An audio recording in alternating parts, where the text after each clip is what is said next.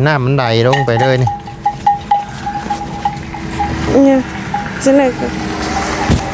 มันบ่ชนบ่งัวนี่ชนบ่ซ้อนหน้าตัวนี้โอ้ยับก่อนจ้ะเฮ้ย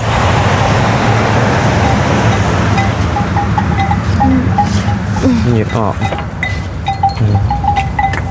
มีโตมงามเนาะงัวนี่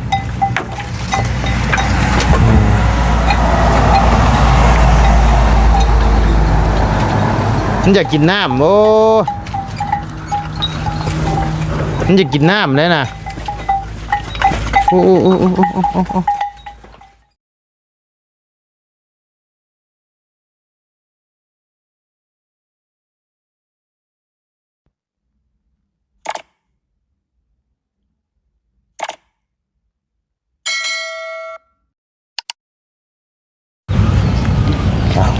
พี่น้องเลยทักทายจับสบายฝนบ่ตกห้ำบ่ฝนบ่หัวบ่ฝนบ่หัวบ่หัวธรรมดาเลยสบายดีเด้อดีบ่ได้ไปหาหน่อไม้บ่มื้อนี้ไปหาแต่ยังบ่ทันตกนี่เห็นได้ลายบ่มื้อนี้ได้ลายหลังช่องทงหากับช่องทงลายบ่นั่นน่ะได้ลายแล้วเนาะสำนั้นเนาะโดยโอ้กำลังปล่อยงัวบ่น่ะเบิ่งไปเบิ่งกันพี่น้องเอ้ยน้องลังสิไปเลี้ยงงัวแล้วบ่นี่เนาะโอ้เนาะโอ้พี่น้องเอ้ยสิไปเลี้ยงงัวแล้วบ่น้องลังสบายดีเด้อสบายดีหน่อยใช้ปึ้งดูอึ๊บให้ปล่อยออกทางนี้บ่แกะโอ้ทุกพี่น้องมีแต่ตัวแม่นี่เนาะ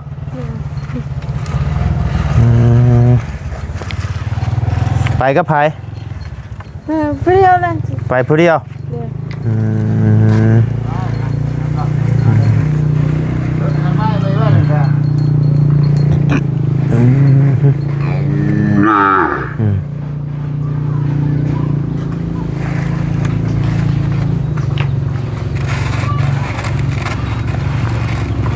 โอ้เท่าจนรูปหัวเข่าเนาะ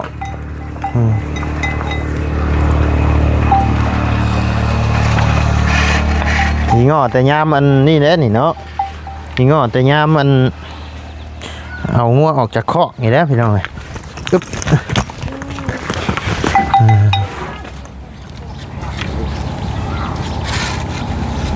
ไกลบ่ไป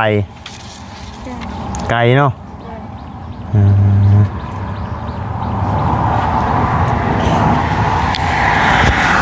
จะไปเปลี่ยนแม่เจ้ามือนี่เนาะได้อันนี้นี่ไม่ให้ระบาวนะ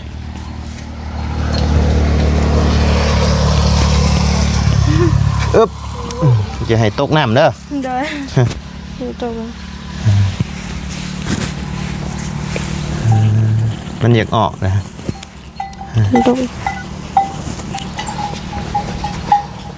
ฝนตกกับไปบ่ไปนะคือบอกไปหาตัดแถวในทางนี่ให้มันกินตัดได้ไหนงัวมันลายหมดเสียตัดบุอิ่มนะตัดบุอิ่มเนาะเด้อใช่ปอนเนาะจะไม่ได้ถือเข่าถือยังไปกินน้ำบ่เด้อไม่ได้ถือไม่ได้ถือเนาะ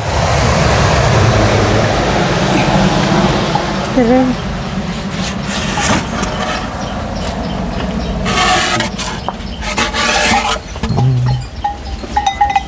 เปื่อนเลยดิพี่น้องคือบุคุดจะคลองลงไปให้น้ำมันไหลลงไปเลยนี่เนี่ยจะไหนกันมันบ่ชนบ่งัวนี่ชนบ่ซ้อนหน้าตัวนี้โอ้ยับก่อนจ้ะเฮ้ย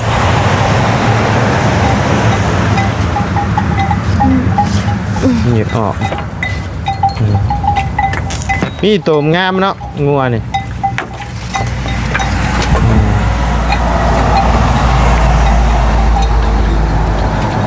มันอยากกินน้ำโอ้มันอยากกินน้ำเลยนะโอ้โอ้โอ้โอ้โอ้โอ้โอ้เฮ้ย แล้วไปเป็นเรื่องอะไรยังเอ้ย โอ้กินกล้วยเนาะ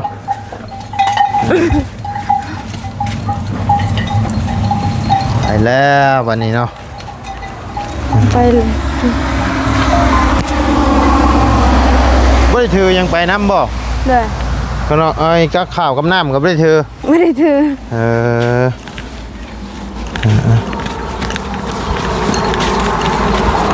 น้องลังยังบ่มีโทรศัพท์บ่น้องลัง เด้อ โอ้ยเนาะเพราะว่ายามเฮานั่นเฮาโทรมาถามน้องเพิ่นนะว่าน้องเพิ่นอยู่เพื่อนบ่อีหยังหั่นนะมาบ่ให้บายเอาน้ำปลายองเลย มันเดือปัญญางไปเจ้าตามไปน้ำดังก็ได้บ่ เด้อ โอ้นะหรือว่าย่ามันไปกินเครื่องปลูกของพังเพิ่นบ่ บ่ แถวนี้มันบ่กินบ่หรือว่ามันย่างตามทางไปเลยบ่ ย่างกันจ้ะ เออเนาะข้าวน้ำกับบ่ถือไปกินน้ำเลย เด้อ บ่หิวบ่ซะ บ่ กินนะบ่มื้อนี้น่ะ กินแล้ว กินแล้วเนาะ เด้อ น้ำก็บ่เอาบ่ ว่าอะไรจะฝนตกอะบ่ก็หายแล้ว คันสมมุติว่าบัดยามอยากเลยซะกินอยู่ใช่บัด กินอยู่ห้วย กินกองก้นใช่เลย เด้อก องก้นกินอยู่ห้วยเลย เด้อ เออ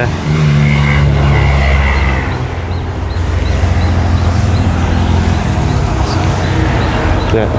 บ่ได้มีหมู่มีหยังไปบ่ เขาแบบว่าไม่ได้ไปเรียนนะ บ่ย่านบ่ไปผู้เดียว ฮะ บ่ย่านบ่ไปผู้เดียว บ่ หม่องป้าไม่บิ๊กเลยลายเห็นบ่จะไป ลาย หม่องป้าไม่บิ๊กเพิ่นปลูกไม่บิ๊กเลยลายตะกี้เพิ่นบ่ ลาย อ๋อเพราะว่าเคยไปอยู่เทื่อนึงพี่น้องเอ้ยเป็นตาย่านได้แถวน่ะเนาะ เด้อ ไก่ย่านเขาลัดเนียงหั่นแหละ แล้วอีก อยู่ย่าน บ่มีหยังเลย ย่านโจรนะย่านคือว่าตอนนั้นก็คือว่าไอ้คนกระโมะบ่ที่ว่าอันถูกโจรปล้นนะ โอ้โหคือกัน ที่ว่าเป็นคนทางบ้านเมียบ่าวบุญคงเพิ่นหั่นแหละพอได้ยินข่าวอยู่บ่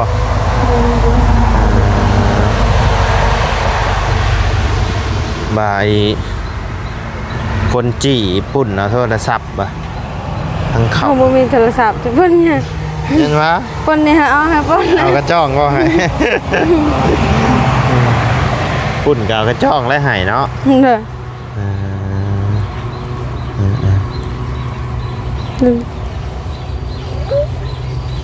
ตอนแรกผู้ได้มานี่เนาะ เด้อ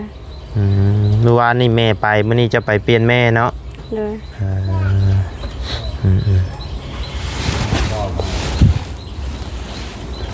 หาหน่อไม้บ่มื้อเช้านี่กะ เด้อหาหน่อไม้ ได้จักถุง 2 2ถุง เด้อ ถ้าฝากหน่อไม้ให้อาจารย์ลาวบ่เมื่อวานนี่นะ เด้อแต่บ่ได้ไปเอา เพิ่นบ่มาเอาครับ เด้อ เพิ่นกายเมื่อเลย เด้อ มันค่ำเลยเด้เพิ่นบ่ได้แวะเพิ่นกายเมื่อเลย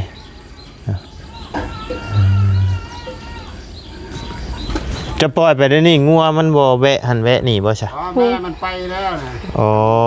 บ่แล้วจะไปน้ำดังบ่ เด้อ จะไปน้ำจะไปกินก้อนน่ะ โดยมันไปน้ำมันไม่ยังอยู่เฮือนนั่นแหละ โอ้บ่อยากอยู่เฮือนเป็นได้คือจังบ่อยากอยู่เฮือน แต่ละมือพ่อก็โชว์เลยว่า โอ้ยสิเป็นอะไรกันล่ะ ไป เจ้าหันบ่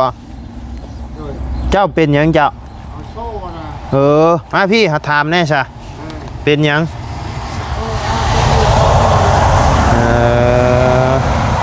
ยืนใกล้ลูกแน่สบายดีเด้อ สบายดีด้วย ยืนใกล้ลูกนี่เป็นหยัง เอาโชว์เป็นกระเพาะจักเป็นยังไง เป็นกระเพาะ 2 ปีนี่แหละ 2 ปี เฮ็ดเวียกกินข้าวกับบะลาย กินข้าวบ่หลายบ่ ข้าวบะแซ่บ มันเป็นพอกินน้ำหวานก็ไม่ได้เป็นมันเป็นทองเลยชักชอบคันเถื่อน เป็นวาวานมาจักบ่ บ่แม่นเมื่อวานกันเนี่ยกันไล่เนี่ยบ่ได้สัมภาระนี่แหละแต่แบบมันเมื่อยซื่อๆเชื่อมันเส้นใจนะ บ่แม่นเป็นตับเป็นหยังบ่ ตับไปเป็นนั่นแหละ เจ้าบ่ได้ไปตรวจบ่ ไปจะประกวด บ่ได้ไปเอาแล้ว พอย่านนะย่านเขาปาดย่านนั้นนะ เอาไปตรวจเบิ่งแน่เนาะสิได้ฮู้เนาะน้องนางเนาะ คันประกวดจะฮู้ ไม่ได้ปวด สิได้ฮู้ว่าเป็นโรคนั่นโรคนี่เฮาสิได้รักษาเด้า พอปัจจุบันย่านเขาปาดมันเป็น โอ้คันมันเป็นก็จำเป็นต้องได้ปาดแล้วพอ พอปัจจุบันแต่น้อยมาใหญ่เข้มน้อยนึงก็บ่ได้เข้าเลยนี่ย่าน คือบ่ลองชักเบิ่งจังว่าเซาว่าจักฉีดยาฉีดหยังเคยฉีดอ สั ยู่ ก บ่ แรกเท่านั้นค่ะสักเท่านึงสัก ชักไหนไข้แน่อยู่บ่ แล้วก็ไข่ไข่เลยเห็นชอบปีนี่แหละเป็นเนี่ย เมื่อย เฮ็ดเบี้ยเฮ็ดงานก็บ่ได้บ่เจ้า บ่ได้เฮ็ดเบี้ย เมื่อยเด้อ เมื่อยนะ แต่เก่าไปเฮ็ดอยู่เนาะ โอ้จะเข้าเลี้ยงเขาเนี่ยเขาเลี้ยงลูกเขาเนี่ยครับ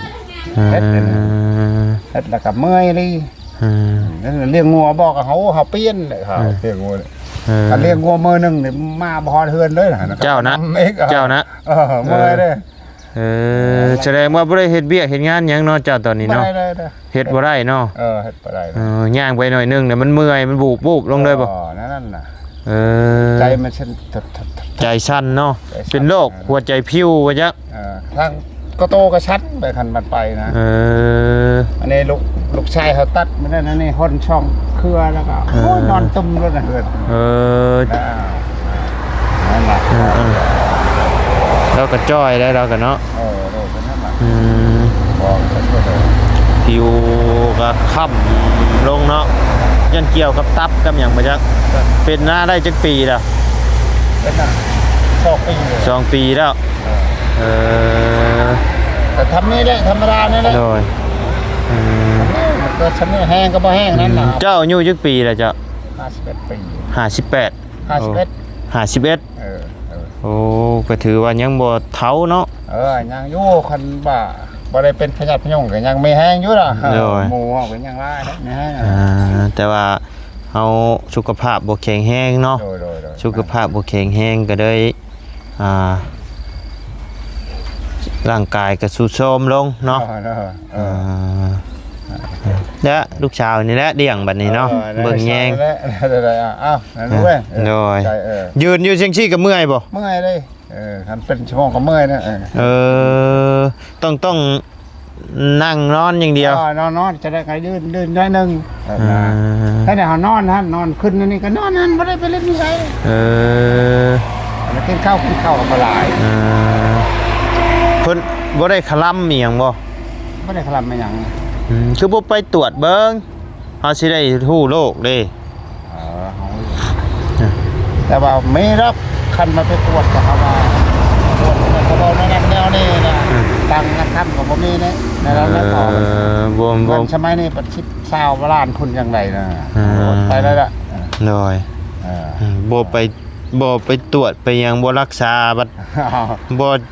สิได้อยู่น้ำลูกหล่นอยู่บ่ซะโอ้ยยาเขาเจ้าบ่ยันตายป้าลูกบ่ตายแล้วเขาได้ลูกพวกพ่อแม่ช่วยแล้วกันแล้วเฮาเนาะน้องหลังนี่เขาบอกนั่นนี่นะลูกสิอยู่น้ำไผแท้ลูกยังไงน้อยอยู่น้ำอ้ายน้ำเอื้อยก็ได้อยู่น้ำอ้ายน้ำเอื้อยก็บ่คืออยู่น้ำพ่อเด้ได้นั่นแหละจ้ะเนาะน้องหลังเนาะถ้าดาวเว้าจะเขารู้ว่าคันจะได้งัวล่ะเลี้ยงอยากให้พ่อเช่าอยากพ่อหายอยู่บ่น้องหลังมันพ้นขั้วให้เราได้เพื่อนชาติก่อนใต้พอมันเป็นยังนะแต่แม่ลูกพอขอแต่ลูกอันได้อยู่สบายเนาะเฮ็ดนะเฮือนเขาเฮ็ดบ่ได้เลยตะกี้เฮ็ดได้เนาะเขาว่าคันว่าทางลูกว่าทางพ่อแม่เพิ่นมาช่วยแบบว่านี่แหละก็เอาว่าโอ้คนได้ลูกได้ผัวให้มันเลือดเจริญแล้วนะเขาให้เพิ่นใหญ่เพิ่นไปเอาลูกเอาผัวแล้วก็สบายเนาะสบายโยคันถึกผู้เพิ่นดีเด้ถึกผู้บ่ดีได้ซะเนาะบ่พาเอาก็ย่าใหญ่ก่อนอายุฮอดแล้วบ่15ยังบ่ฮอด13ฮะกำลังใหญ่นะนี่นะยังบ่ฮู้ฮอดแต่งตนแต่งโตนี่แล้วแต่เพิ่นน่ะแบบว่าพื้นจะ ใครพ่อนี่ว่าตื่นแต่เช้าแล้วอะไรเฮือนเฮาว่าอยากได้เอาผัวเพิ่นดีใจนะ แม่นบ่คันได้เฮือนนี่สิบ่เอาผัวบ่ โดย เว้าแท้ ว่าแต่ อ่า บักงัว ยันนั้นได้เฮือนแหละอยู่บ่ฮอดปีฮะอ่า บ่ได้ไปเสียเอาผัว บ่เอาเนาะ เลยยังนิดหน่อยอยู่ ดีแล้วคันคิดคือเจ้าน่ะเนาะอ่าน้องเพิ่นก็เบิ่งก็คือสิบ่ปานใดดอกกับเรื่องนี้เนาะยังแบบบ่ฮู้แต่งโตใช่มั้ยนะพี่น้องเอ้ยยังบ่ฮู้แต่งตนแต่งโตเคยตากับแป้งน้ำแดงอยู่บ่บ่เคย เลย ฮู้อยู่บ่ลิปสติกยี่ห้อนั่นยี่ห้อนี่นะ บ่แหละ บ่ฮู้ บ่เคยแต่งหน้าจักเทื่อ บ่เคยแต่งหน้าจักเทื่อ โดย บ่แต่งก็ดีแล้ว งามธรรมชาติไปดงไปป่าตลอด โดยพอไอ้ต้นแรกเขาแยกให้ไหน โดย เฮาว่าอยากได้ก็เลี้ยงได้ลูกเอ้ยได้ลูกได้พวกฮะอ้าวเฮ็ดนั่นแหละเฮ็ดปั้นกันกับอ้ายเนี่ยนั่นแหละ เจ้ามีลูกจักคน เอามีลูก ยับเข้ามาพี่น้องละ เดี๋ยวนี้ก็ยังช้ำสิเอาผัวนั้นเอาเมียนั้น ทางเบิดจักคน ทั้งหมดนั้น6คนครับ 6คนโอ้ 5บ่นับเบิ่งดีๆลูกบ่จื้อฮอดลูกเจ้าของบัดนี้ 5คน 5คนเนาะมาบ่จื้อฮอดลูก 5คนนึงถ้าเอาผัวพุ่นอยู่บ่ละ โอ้ผัวอยู่วิระ ยังบ่ทันแต่งนะ ยังบ่ทันแต่ง 2คนเข้ากับงานกัน อยู่วิระอันนะโอ้แต่เก่าคนวิระคือรวยแท้ โอ้รวยก็รวยคนรวยนะบ่ได้รวยก็รวย ลูกชาวไปเฮ็ดงานอยู่พุ่นบ่ เอาผัวอยู่พุ่นน่ะ ไปเอาผัวอยู่พุ่นบ่เพิ่นมาเด่นอยู่พี่บ่ มันมาผัวมันไปเฮ็ดงานอยู่นี่ อ๋อผัวมาเฮ็ดงานอยู่พี่แต่ก็เลยพ้อกันอันบางน่ะเขามอบมาเฮานี่เงินแม้แต่3ล้านน่ะไม่ยังกันในหันหมดเอาสิแกงได้ มันบ่ได้แหละเงิน3ล้านซื้อไก่ก็เบิดแหละเนาะซื้อเป็ดซื้อไก่ก็เบิดแหละ ว่าเมื่อเสียไป เมื่อละแกชื่อโมตัวหนึ่งก็แล้ว โดยเฮ็ดฮีดเฮ็ดคลองเนาะจำฮีดจำหยังน่ะก็พอเนาะขอแต่ลูกเต้าฮักแพงกันเนาะเดี๋ยวนี้มันค่อนแพงเอาก่อนเอาไปยักบุญนี่ยังเขาบ่ได้กินยามานั่นมันก็เพิ่นก็ฮักแพงกันดีอยู่แต่ว่าลูกเต้าก็ในลูก2คนเลยก็ดีแล้วเนาะเพิ่นบ่ให้บ่ตีบ่ฆ่ากันก็ดีแล้วล่ะอยู่กันฮักแพงกันมาเอาคนแนวนั้นแนวนี้เหรอก็ทุกตัวทั้งนั้นตัวทุกงานพร้อมทุกงานเอาคนจบดีมันทุกระยะน่ะจังว่านี่แหละเนาะน้องดังเนาะพอมองบ่เห็นอนาคตเนาะน้องดังเนาะคนเฮาก็บ่มีไผอยากได้ดอกอันสิ่งที่มันบ่ดีหั่นนะพี่น้องแต่ว่าเฮาก็บ่ฮู้อนาคตพี่น้องว่าสิเป็นจังใดว่าแล้วเรายังบ่ทันได้อยากได้เราอ่ะลมก็ลุกเนาะโดยมันเมื่อยเลยเนาะเมื่อยฮ้อนฮ้อนบ่ฮ้อนได้มันเมื่อยฮ้อนโอเคเกือบก็บ่ใช่เนาะโดยปัดงัวบ่ฟุกโดยพ่อเอาไปพักผ่อนช้าพกเป้าหักแพงพอแล้วโดยจักพัฒนายังเฮาก็บ่จื้อหักแพงคือเนาะลูกเฮาเนี่ยแล้วลูกผู้นั้นก็ยังเข้าหักแพงเลยมันเฮ็ดเฮือนโดยแม่นเขาบ่จันนั่นแหละเฮ็ดโดยบอกกับเข้าตั้งตูบเอาโดยนั่นๆโดยเราเมื่อยเนาะ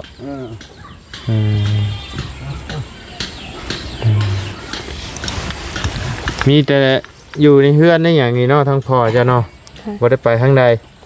ใครดอกลูกชาวขยันอยู่หากินให้พ่อยุงครบแก้มจะเป็นปืนขึ้นใช่ไหมบอกว่ามันครบมันไปแล้ว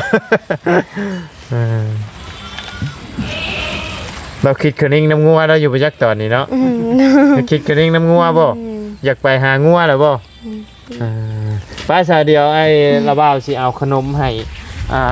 พอได้ไปกินอยู่ป่าพอได้ไปกินขนมเมื่อยได้แกะกินพี่น้องเลยมีอันตะวันราคากินหย่ำกรอบๆแจ๊บๆไป เนาะอันนี้เป็นห้องสีจ้ะบ่ เลย ฮะ บ่แม่น คือว่าโดยจ้ะ บ่แม่น บ่แม่นบ่ เลย ยังใช้ได้อยู่บ่นี่ ใส่ได้อยู่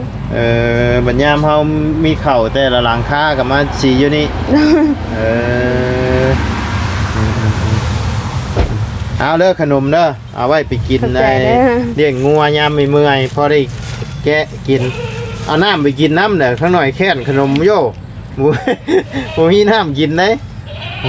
มีอยู่บ่น้ำกระตุกน้ำอีหยังหายไป มีแล้ว มีเด้อเนาะ เลย